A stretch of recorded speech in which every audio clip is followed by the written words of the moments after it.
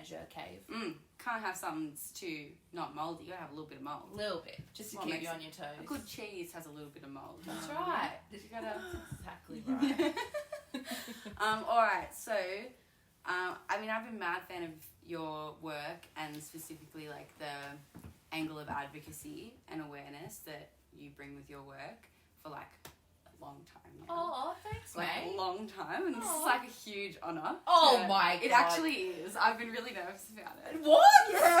Yeah. You don't know me. Silly. Exactly. But I knew, like, with those nerves, I was like, oh, well, it's going to be fine. Like, I knew that it wasn't going to be, like, scary, but I just oh my God, I just love your art. I was like, oh. Well, that's really nice. There's so many. I really like what you're doing. Thank you. I'm a big fan of it. We've got some cool things going on, maybe. I don't know. Don't let the internet trick you, man. Put people on a pedestal when really they're living in, like, mold-fine dungeons. Little caves. For real. Yeah. And I cleaned up. Yeah. You know, so very it's true. fine. Very true, very true. So, about your art and advocacy, where did those things sort of start to interconnect? Well, always. So, I guess I'll give you a rundown on, like, so I've been doing art forever. My mum is an artist. Drawing and painting and creating has just been a part of my life. Not a big deal, you know what I mean? But, you know, I dealt with some lovely childhood trauma and I drew my way through it, basically. And I was obsessed with Sailor Moon and Daria, and they were my big forms of escape. Yeah.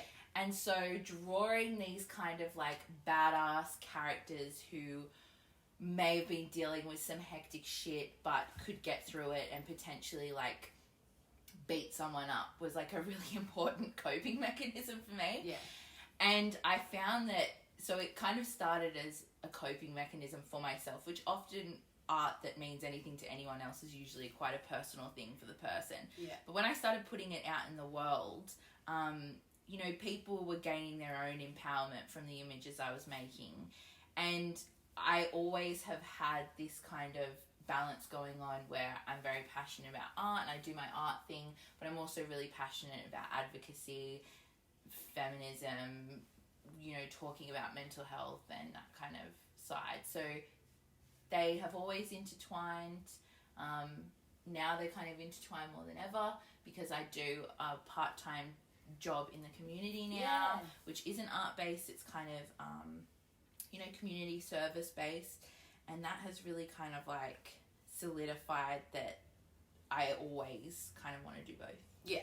Totally, Does that make sense? Yeah, it's, like, inherently connected. Yeah, exactly. Yeah. And I feel like art is activism. Yeah, totally. Because if it's not, you know, kind of a manufactured, paid-for commission piece or something for an agency or an advertising campaign, if it's coming from a pure kind of individual place, then it's just like, I don't know, there's something that's inherently activist about that because you're putting something deeply personal out into the world, and it's about risk-taking and self-expression and sometimes challenging biases and norms. And I think as opposed to like uplifting the economical structures of capitalism and the patriarchy, like, which we have to do.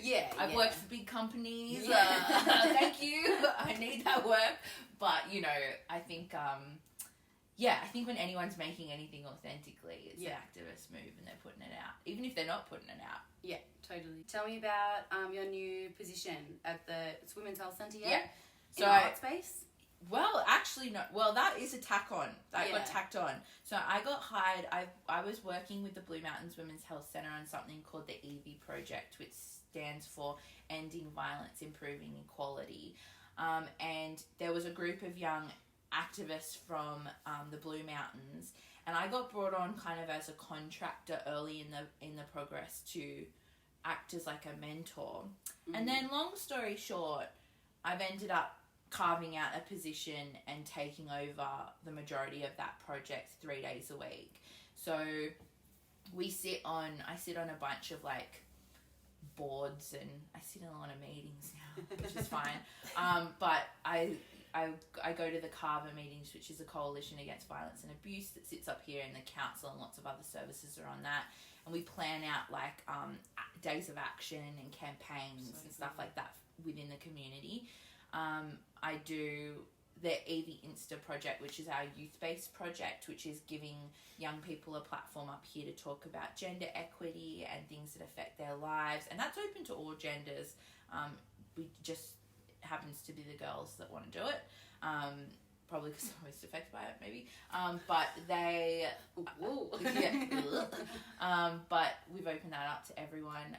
We also have, and I don't run this one, but we have something called the Mudgee Women's Group, which is a group of Aboriginal elder women, and they make art and talk about really cool things, and they're heaps great.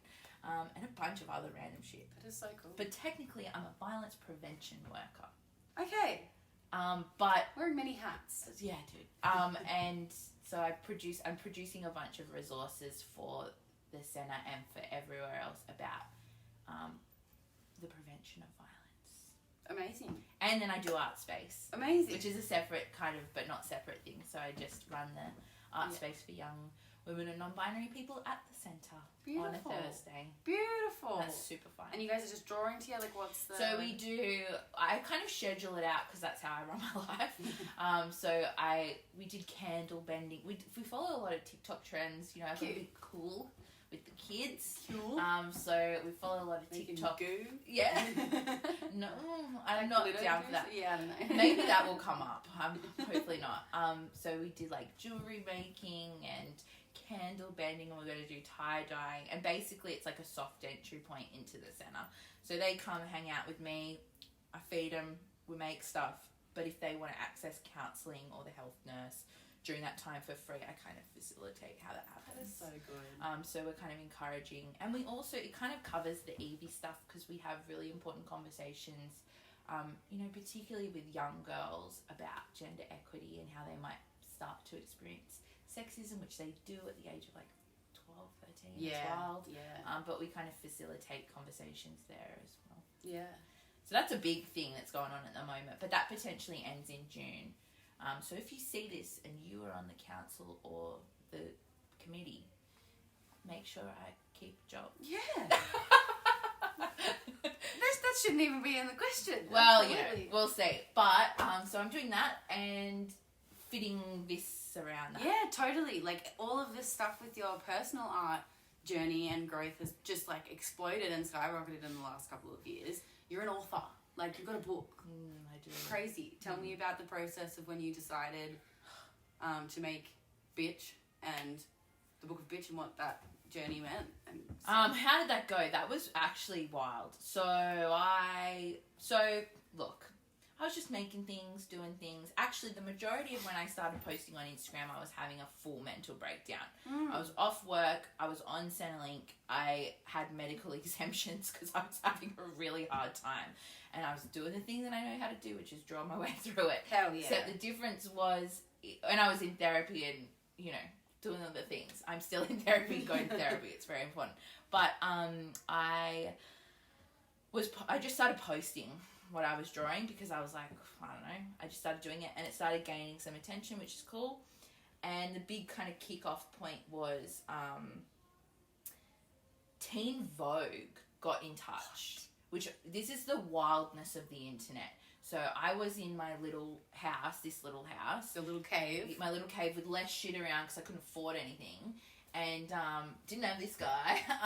But yeah, Teen Vogue somehow got in touch and wanted to do an interview and post some of my work, and then they did that, and then things just kind of.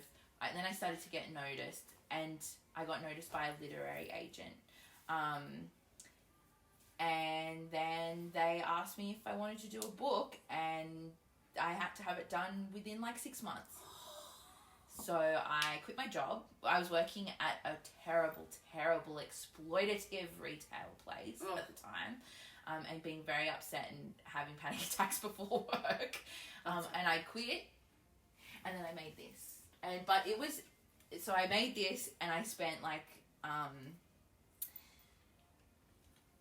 I just basically worked my ass off for like 5 months straight, and it was really hectic, and I was sitting here like for hours and hours and hours. But I made the thing. You did Here's it. the thing. And Look it got at it. published. And I'm very proud of it. And I would love to do another one, but I'm just like I keep filling my life with heaps of things. What do you think number 2 would be? Continuation of the same concept or a different More recreation? writing. More writing? So this is like, there's a little bit of writing at the start, which, you know, kind of did get edited down a bit and kind of got watered down. Because when you publish a book and you're a first time author, it goes through a bunch of people, and everyone kind of has to like tick it. And the fact that they let me put bitch all on over the cover, it is yeah, great. Totally. But, you know, they kind of decide who the demographic for it's going to be, and you have to kind of tailor the whole, not tailor the whole piece, but like, I don't know, I had to water down a little bit, but it's fine.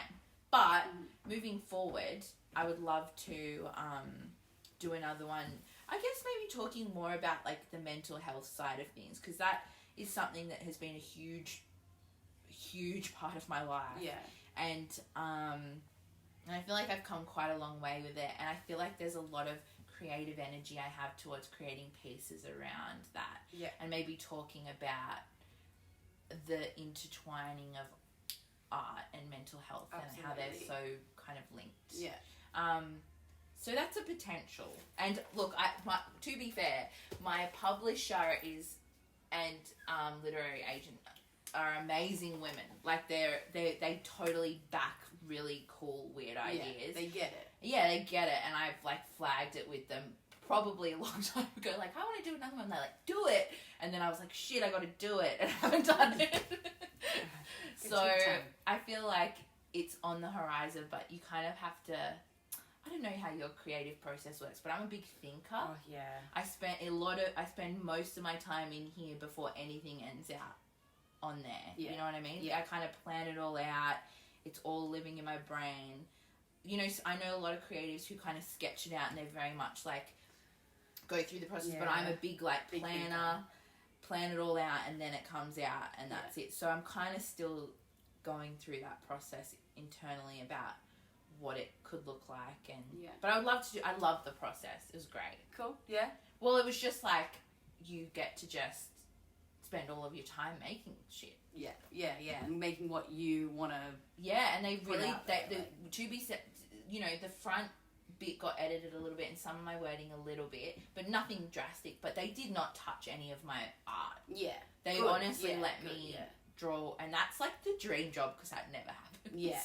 Making a little book filled with exactly what you want to depict, like what. And it's a reflection of the time as well. I feel like, you know, artists go through phases of what they're drawing and what they're interested in, and that really puts a cap on that like moment in my life and my feminism at the time and what I was thinking about and believing in, and it kind of really just is solidified into this little encapsulates in this perfect little hardcover. So I'd love to kind of do another one just because it's so nice to have this like imagine it's having like a photo album kind of. Absolutely, you have this little series of your like creative journey over like the next decades or whatever. Yeah, imagine like all the cute little fade in different colors. That's exactly how I see it. Yeah, it'd be beautiful.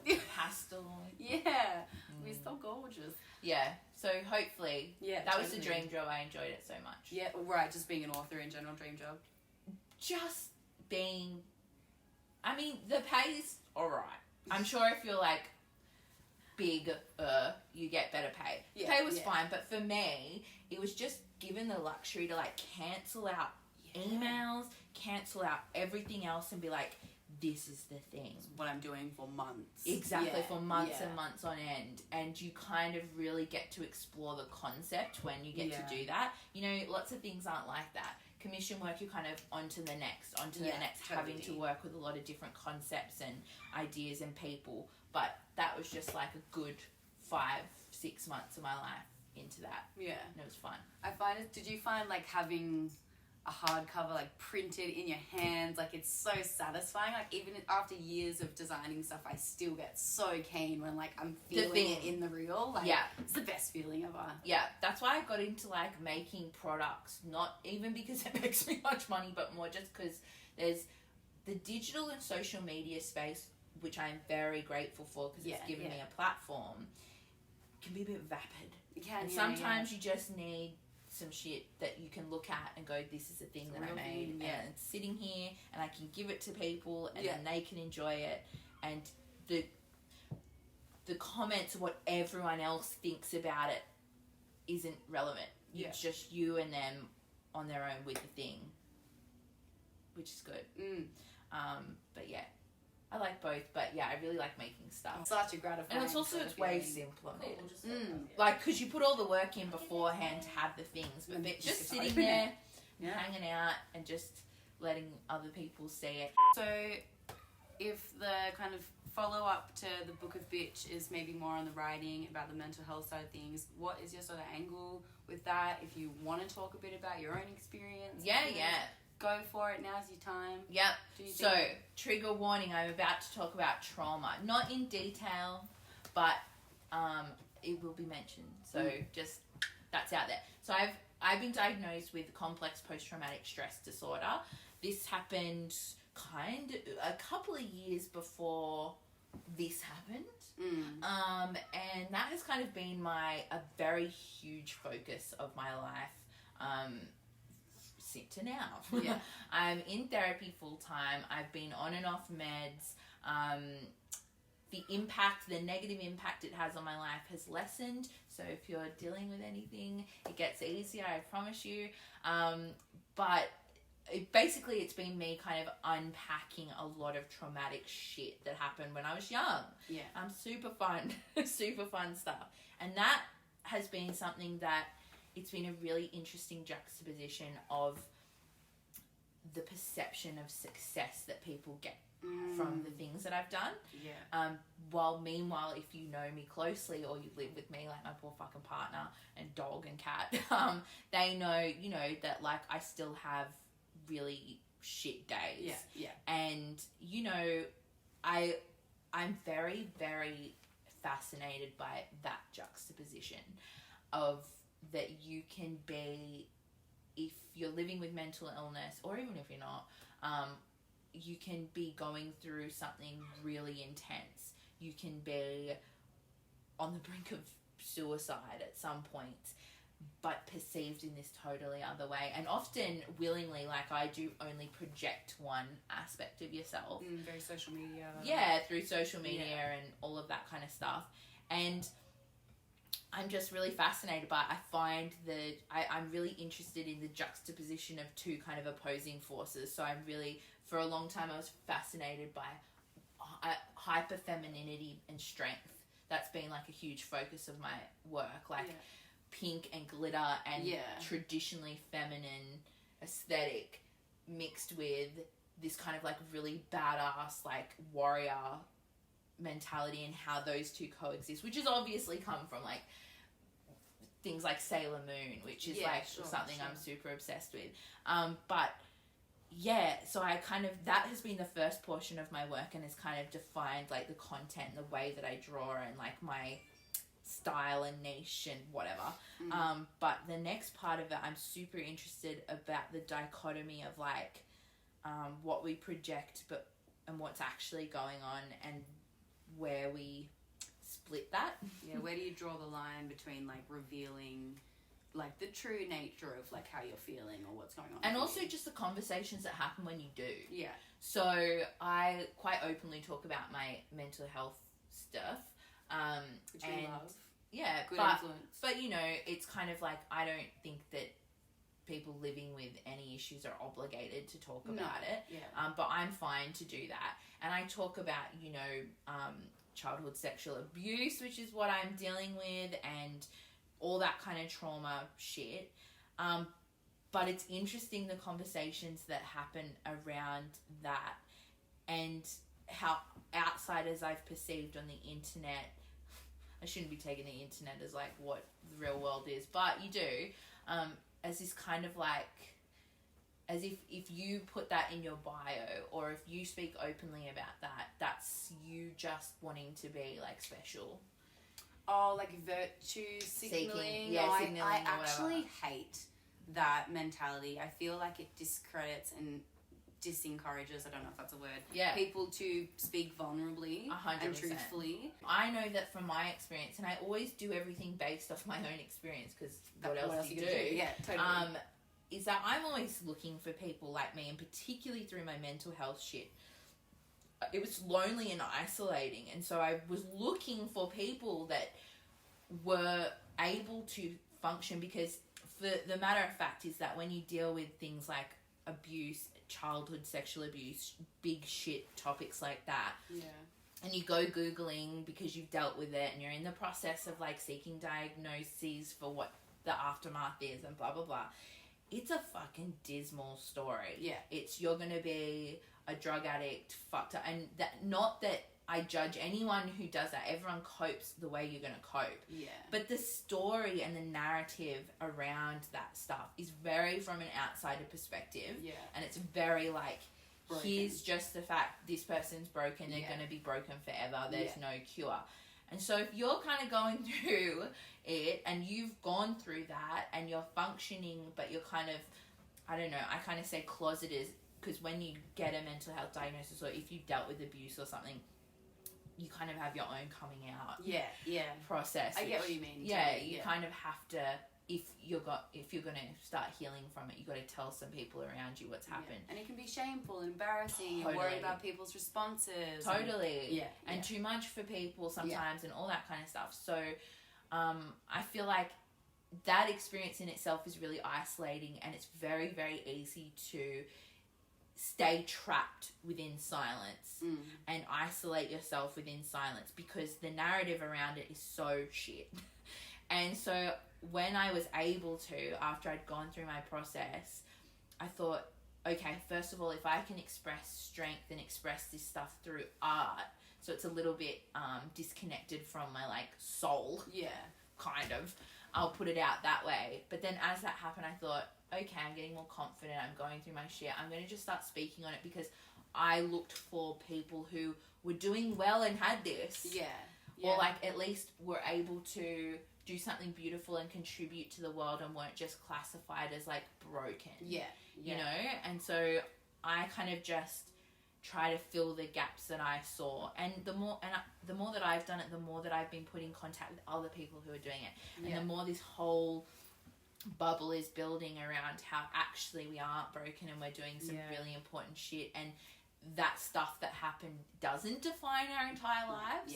And I think like, and you can get to a point where it's not this huge shame-ridden 100% thing. So that's why I talk about it, and that's the whole process of going through therapy and like growth and blah blah blah. Could be a book's worth. 100%. So I'm kind of like, I just don't know how to do it yet. But I feel like it's important, and it'd be a niche subject, you know, but worthwhile, and also probably larger than we think. I think so. I mean, like, you look at like this year, the conversations have been really broadening within Australia and within our society here about how we treat women, child sexual abuse, people like Grace Tame being Australian of the Year. Really bringing that stuff into the conversation. And I mean, that's just poignant proof that like you need those people around speaking on it. 100%. And being good influences. And also I think there's a big healing element for me where it's like so much of that element of abuse is about fear and silence. And so there's a real kind of like ass-kicking kind of mentality towards abusers, being like, I'm going to speak because that's not what you wanted us to do. And silence kind of keeps them safe. 100%. And so I kind of am very, and I really think you just got to meet anyone where they're at. You know, talk to me 8 years ago, I would have been like, I don't know what you're talking about. You know what I mean? Like, I'm not talking about that. That's too. So I really understand that like everyone's in a different point, and me speaking on it could bring up shit for other people who haven't got to that point yet. But I think that everyone needs to see something to believe that they can get there as well. And so with this kind of stuff, which is really taboo and awkward and people don't want to talk about it, we gotta talk. It's a huge shame, isn't it? Because, as you said, that perpetuates it. Like, Yeah, that silence, 100%. that space allows it to continue.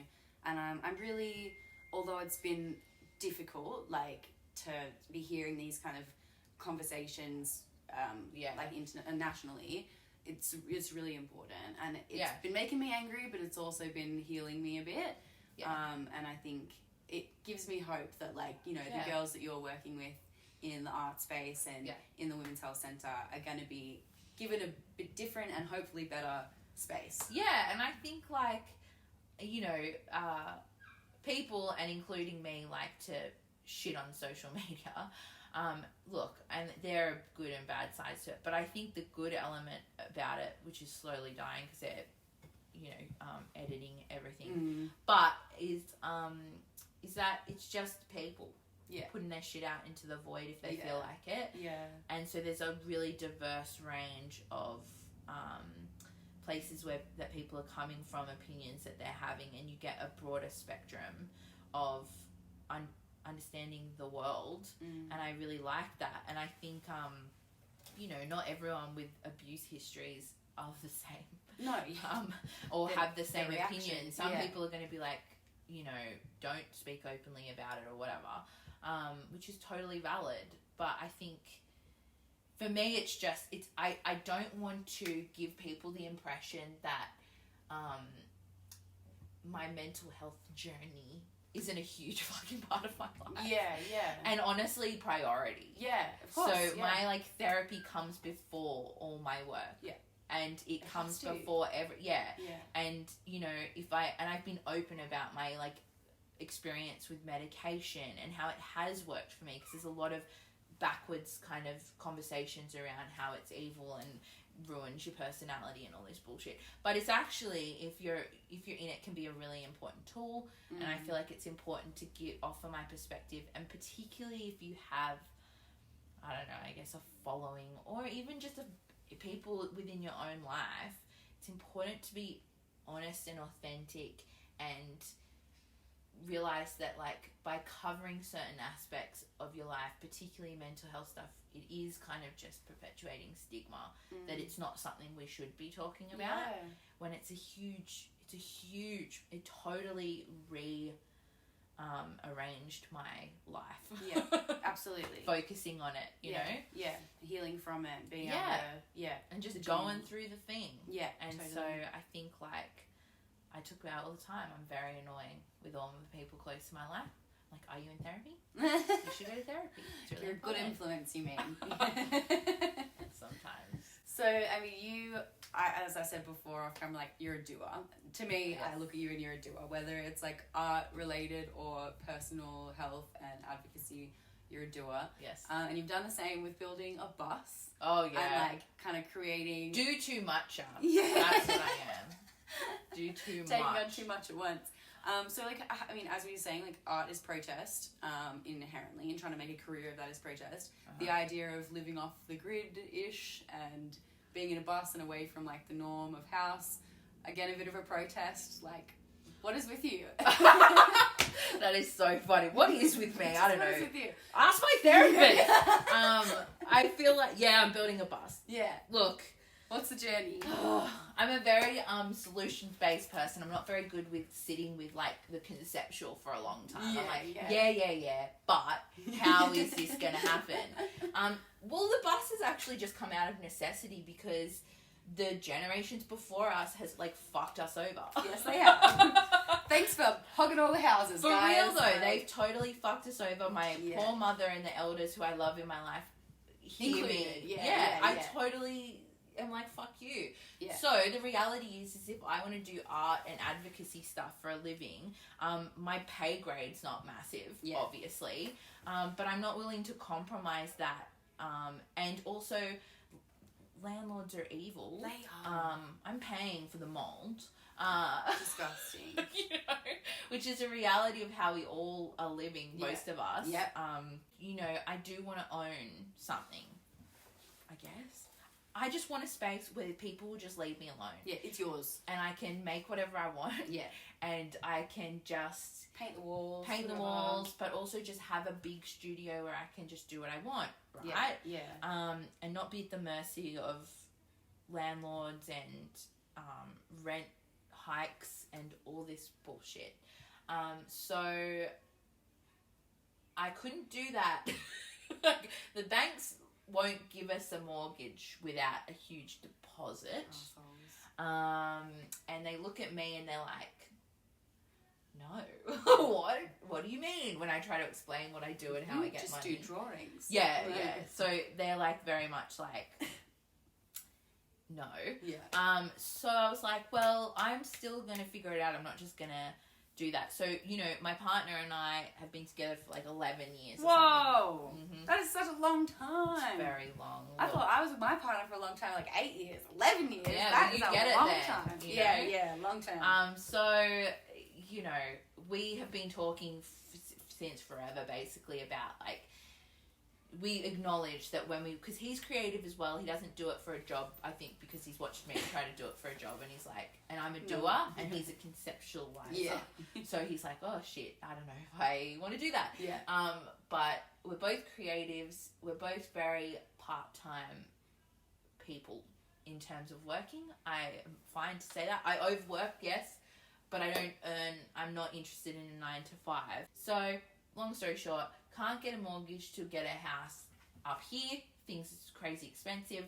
What am I going to do? I need to take the pressure off, not be paying heaps of rent, save a bunch of money to convince them with my bulk of money to give me a bit more money. So it was shipping container first. Nah, that got nixed. Then it was tiny house, but then actually when you look into tiny houses, it's insanely expensive. Yeah. And people are selling this dream where I'm like, excuse me, the trailer for your tiny house is like $100,000 or something. Yeah. Yeah. What? Yeah. Anyway, so then my friend who got, his place got affected in the fires and he went through a separation with his long-term partner and all of this. We were kind of having a back and forth conversation, and he was like, why don't you get a bus? And I was like, what? And he was like, why don't you just get a bus, because then you've got your wheels, you've got your motor, you've got your walls, your roof, your doors, your windows, and you pay one set price and you could probably afford it. And he had done the bus thing and gone over to Western Australia to save his money in a bus to then buy a house here. Amazing. A couple of years ago. Yeah. So I was like, okay, we'll see. I don't know. Started looking into buses, and actually retired massive school buses are mad cheap. And by mad cheap, I mean, we got our bus, which is a 12-metre ex-fleet bus with the seats removed, delivered to us, down where it is, down in, like, Dargan, for, like, $4,000. And so we did. And so we bought a bus, and we have been doing it up for the last year, like, filling it in, which is way easier than trying to build walls and put windows in, which we have actually had to do. But, yeah, so it's almost kind of done, kind of. That's so exciting. And it's really good. You can follow it at Lucifers_chariot. But yeah, it's good. It's really good. I'm excited to move into it. I'm excited to be free from, like, stress, money stress. A huge fuck the system sort of. Yeah, well, choice. I feel like they've done it to us. Yeah, I agree. They critique us for, like, living in our buses and vans, but it's like, this is called, like, a gentrified version of homelessness. Yeah, 100%. I'm like, we're only having nice buses and vans because we're, like, middle-class white people who can afford the original, like, $4,000 for a bus or whatever. Yeah, but it's like, it's just gentrified homelessness. You do what you can if you can't get a house, and, like, all of us are paying upwards 50% of our incomes on rent. Like, unless you're living in a big share house thing, which me with my fucking mental health can't really do anymore. So it's kind of like, what else are we supposed to do? Yeah, you shouldn't actually have to forfeit your comfortability and, like, mental safety and then, like, more than half of your fucking income. Like, it's insane. It's just this cyclical, like... Well, that's where I got to. I was like, okay, how do I even get any money? Break out the system, yeah, totally. And which involves spending more money. So it's just this whole fucking bullshit. And, like, I'm very grateful and lucky that I even had the money and I was able to save money for travel. You know, like, I'm very privileged on the spectrum of being mad about it. Mm-mm. But there are so many people that's not even an option, and I'm just like, shit's fucked. It's in, you know, their best interest for people to be needing to rent for their whole lives. Yeah. And being at the mercy of whatever they dictate that should cost, which is more and more every year. Never mind about your wages, though. Keep them the same. Your wages will stay the same. If not that, they'll just be under, like, there's so much wage theft going on. Yeah. People are getting fucked over. Rents are being increased.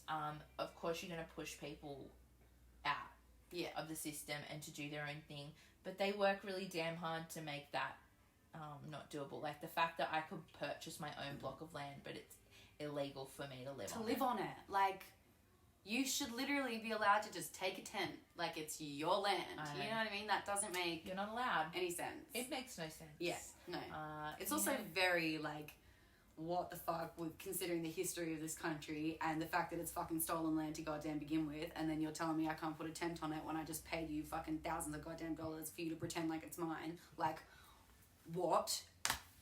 I can't. I know. How does this country function? Ask me in 3 years, and I'll probably be like fighting the council or something.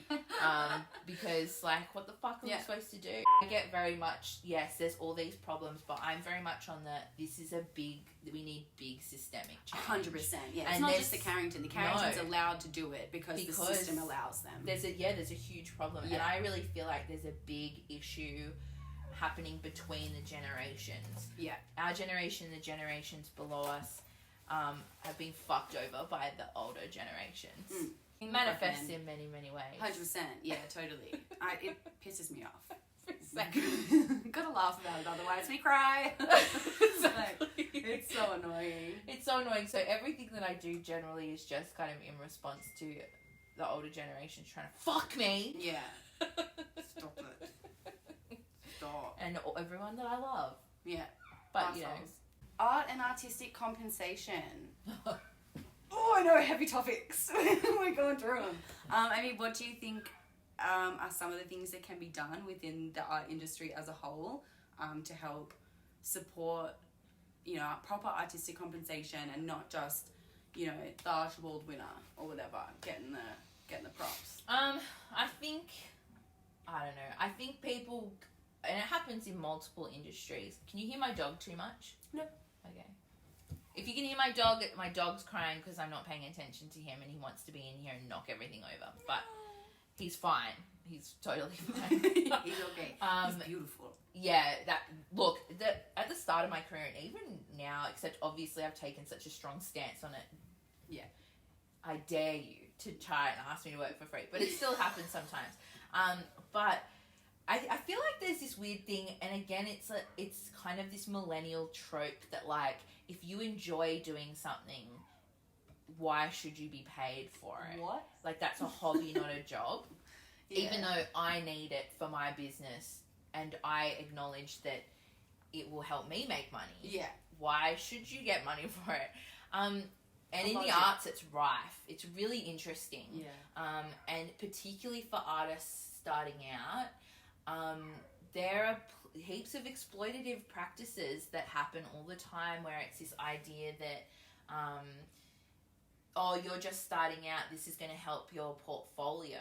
Mm-hmm. And I think creative to creative, I have a different rule. If you're a creative and I'm a creative and we can mutually share skills and benefit, I'm down. Yeah. But if you're a business and you acknowledge that you need my work to help you get, you know, in particular, they often use my work to, like, define themselves as, like, youth-friendly or feminist or whatever. Yeah. But you don't want to pay me, then we have a problem. Well, this is part of a huge thing that I have noticed is that, and I've had to say this a lot to people, is people will reach out to me for example, every International Women's Day, there's a big flood of, like, especially on social media, companies need to take a stand and they need to, you know, align themselves just with on that one day stuff. Well, yeah. which I'm like fine. Good. To me, that's an Better opportunity than nothing. to hire a bunch of women and Yeah. pay them. Yeah. Right? Take it a step further. You know, like, if you're going to be performative, at least back it up with some money. Like, whatever, totally, man. Totally. But that's not how it goes. It often goes, you say that you care about this, therefore you're obligated to donate for this bigger cause. Like, that's what you're supposed to be doing. And no, we don't pay. This is a, like, from the heart thing. It's International Women's When Day. really what it is it's exploitation. 100%. And that happens a lot. And I've done a lot of, like, International Women's Day gigs that have paid me and paid me well. As they should. As they should, which is absolutely how it should go. Yeah. On that day of all days. But, you know, I'm finding on that day of all days, it's actually more about the labour of women. Yeah. I don't see men running around trying to hire women, totally. and commission women. It's other women uplifting It's other women, and often, unfortunately, it's other women exploiting other women because they are probably being exploited within their job or whatever. Totally internalized exploitation. But in the arts, it's rife, man. Yeah. What the interesting thing is established fine artists, which are usually white men, are getting paid so much money. It's insane. They get grants that are like hundreds of thousands of dollars. Yeah. And the rest of us work off, you know, the crumbs of that quite happily, right? But it just doesn't happen. And I feel like with illustration, the people, the powers that be, don't recognise it as art or art worth paying for in a lot of ways. It's not an oil painting. Yeah, it's not an oil painting. It's not a landscape. And, you know, we also all get shown early on what art is and that's the art that hangs on the walls in kind of those traditional colonized spaces. Yeah. And everything in between kind of doesn't count. So yeah, it's been an interesting journey trying to convince people to pay me and pay my friends for things. But you know what's really helped is taking a public stance about I won't work for free, and also every time that it pops up in my emails asking me to do something, is I really and not all the time. Sometimes I can be an asshole about it, but most of the time I try to open up a conversation about it. Yeah. It's not just so they can't just put me in a box as like, oh, she's just difficult. She said no. Yeah. Well, she's just a difficult person to work with. Yeah. It's rather, it's like, you know, with the International Women's Day thing, you know, I kind of sent a longer email about like, you know, on International Women's Day, shouldn't we be championing paying women for their time, considering that the labour is always so uneven and unequal in every aspect. Yeah. And also women, there's still a pay gap. Yeah. Women are still not being It's like paid. one of the problems. I know, it's one of the problems that you're asking us to speak on, but you're not actually going. And I think, honestly, it's a conversation that just needs to keep happening so people understand it. So draining, but yeah. But behind the scenes, me and a bunch of other Australian illustrators, actually through 2020, we're going to do a big campaign about it, right, together. But 2020 happened and we were like, no, let's just, it's not really about us this year. Yeah, totally. People are dying. Yeah. So we kind of put it on, but we do have a big group chat where we just flag. Like, honestly, if you're an exploitative company or you're a company that gives us all separate rates for the same job, which they do, they always, what they do is they reach out to a bunch of, and I guess this is business or whatever, but they reach out to a bunch of people that could do the job. Yeah. They get quotes and whoever's the lowest bidder. So they get us to bid against each other essentially, and whoever's the lowest bidder gets the job. Soulful. God. Yeah, that's how it works. Yeah. It's fucked. I mean, way to pit artists against one another. Attempt to anyway. Well, they do attempt to, and they do make it a really competitive environment. Yes. And particularly for women doing art, they make it a competition. Like, there can only be one of you.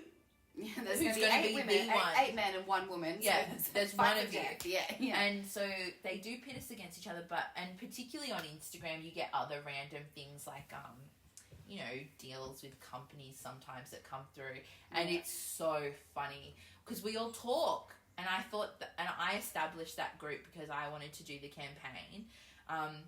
But I thought, let's come together rather than be segregated and feel hard done by when someone else gets a job. So we kind of like, for example, there was this one company that was reaching out systemically to all of us. So like, you know, Francis Cannon and Ginger Taylor and all of us are in this group chat. And they all wanted us to do the same thing. And they were all offering us different money and blah, blah, blah. And we were just talking about it. And lots of us were like, no, absolutely not. And we kind of just chatted amongst us. But someone was like, hey, I actually really need the cash. And we were like, get it. Please, babes. Go, sis. Like, negotiate higher because this is what I've offered. Yeah.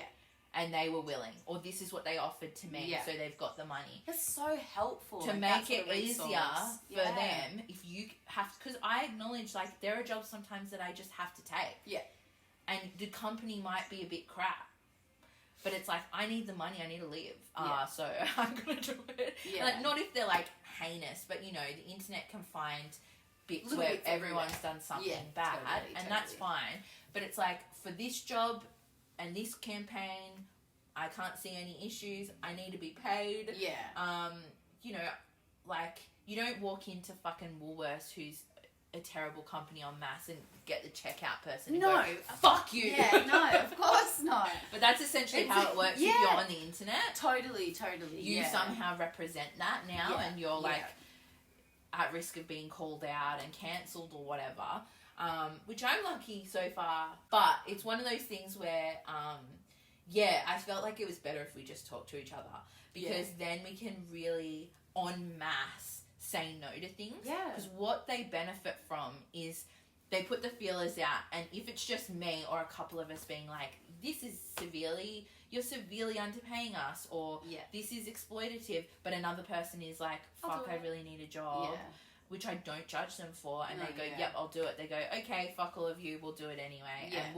And then we'll just keep aiming for people like that. Entry level. This is the thing, is the whole like pricing yourself is one of the hardest bits of the job. So shit. We've talked about this. It's so hard. It's the hardest bit of the job. But what I would say to anyone who is entering, find a mentor. Honestly, I'm not saying this for everyone, because people with big followings get DM'd about shit all the time. Yeah.